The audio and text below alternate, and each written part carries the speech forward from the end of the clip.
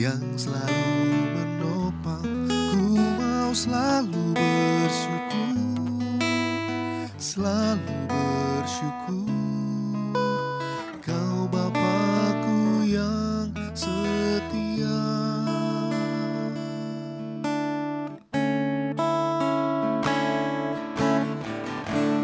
Dengan apa ku membalas kasih-Mu yang ku terima dari-Mu? Dengan apa ku membalas cinta-Mu? Oh Yesusku, ku mau selalu bersyukur, selalu bersyukur. Kau Tuhan yang setia, yang selalu menopang. Ku mau selalu bersyukur, selalu bersyukur. Kau Bapakku yang setia. Ku mau selalu bersyukur, selalu bersyukur. Kau Tuhan yang setia, yang selalu menopang. Ku mau selalu bersyukur, selalu bersyukur.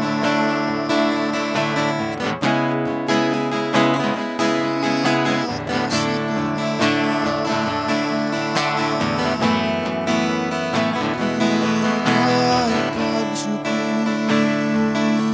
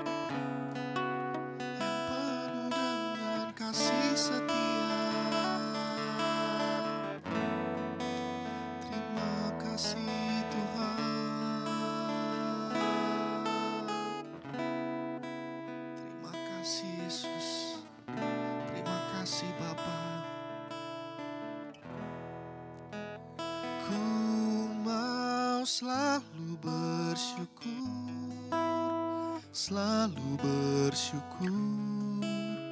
Kau Tuhan yang setia, yang selalu menopang. Ku mau selalu bersyukur, selalu bersyukur. Kau Bapakku yang setia.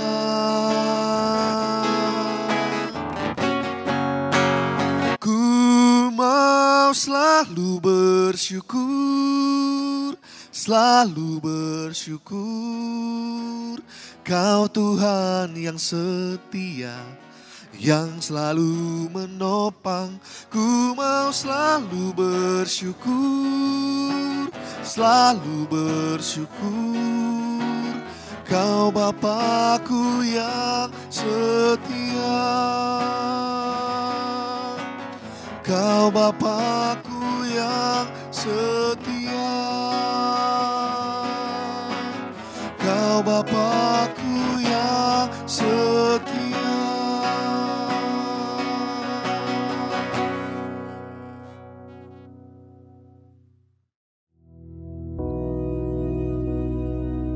Bapa kami yang di surga, dikuduskanlah namamu, datanglah kerajaan-Mu, jadilah kehendak-Mu di bumi seperti di surga. Berikanlah kami pada hari ini makanan kami yang secukupnya, dan ampunilah kami akan kesalahan kami, seperti kami juga mengampuni orang yang bersalah kepada kami. Dan janganlah membawa kami ke dalam pencobaan, tetapi lepaskanlah kami daripada yang jahat. Karena Engkaulah yang empunya kerajaan dan kuasa dan kemuliaan sampai selama-lamanya. Amin.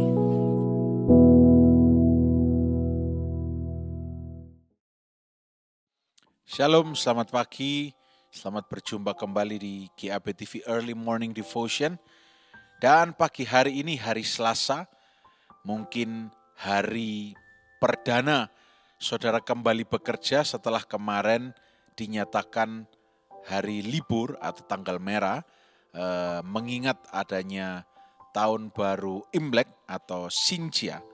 Nah, pagi hari ini kita sejenak merenungkan apa sih yang namanya berkat anak cucu yang Tuhan sudah sediakan bagi kita semua, ya. Dan ini juga akan dibahas di KPK, di komunitas, sehingga kita benar-benar renungkan bagaimana. Nah, kali ini di ibadah pagi kita akan lihat sama-sama Mazmur pasal 25 ayat 12 sampai 13. Firman Tuhan berkata demikian. Kepadanya Tuhan menunjukkan jalan yang harus dipilihnya. Orang itu sendiri akan menetap dalam kebahagiaan dan anak cucunya akan mewarisi bumi. Nah, orang yang benar di sini diterjemahkan sebagai orang yang takut akan Tuhan. Dan jika kita sudah bertumbuh sampai pada level orang yang benar, orang yang ini benar-benar takut akan Tuhan, maka janji berkat Tuhan itu pasti akan digenapi. Dan kita tidak perlu mencari-cari berkat Tuhan, karena berkat Tuhan sudah dijanjikan. Firman Tuhan katakan, banyak yang dicari orang, tapi Tuhan itu memberikannya kepada orang yang mengasihi Tuhan, orang yang dicintai oleh Tuhan, Tuhan berikan. Nah, demikian janji firman Tuhan. Kadang-kadang kalau kita berbicara mengenai orang yang hidup takut akan Tuhan, itu bayangan kita hanyalah hidup di bawah kengerian, hidup harus berkorban terus-menerus, ya, hidup harus terus-menerus melakukan hal yang tidak kita senangi. Padahal tahun ini kita belajar mengenai pengucapan syukur dalam segala keadaan. Ketika kita menyadari bahwa yang kita lakukan mungkin tidak sesuai dengan apa yang kita senangi untuk kita lakukan, kita tetap bersyukur. Karena kita tahu yang kita lakukan itu sesuai firman Tuhan. Ya. Karena Mazmur 37 ayat 23 berkata apa? Tuhan menetapkan langkah-langkah orang yang hidupnya berkenan kepadanya. Nah, kita harus tahu di sini bahwa orang yang hidupnya benar, orang yang takut akan Tuhan, itu seperti tadi ayat yang kita baca di Mazmur 25 tadi, yang akan mengalami kebaikan bukan hanya orang itu saja, tetapi keturunan dari orang itu akan mengalami kebaikan Tuhan. Ini janji Tuhan. Setiap orang yang percaya kepada Yesus, ini kalau saya berani katakan secara de jure, ya, secara sah, secara hukum, akan beroleh status sebagai orang benar. Dan seperti di KPK, ya, saudara bisa ingat kembali atau saudara bisa baca ayatnya yang dibahas di KPK, ya, dikatakan di Mazmur pasal 37 juga bahwa orang yang hidupnya benar tidak pernah ditinggalkan. Sejak Daud muda sampai tua, dia terus melihat bahwa orang yang hidupnya benar tidak pernah ditinggalkan. Tidak pernah ditinggalkan bukan berarti tidak pernah mengalami kesulitan.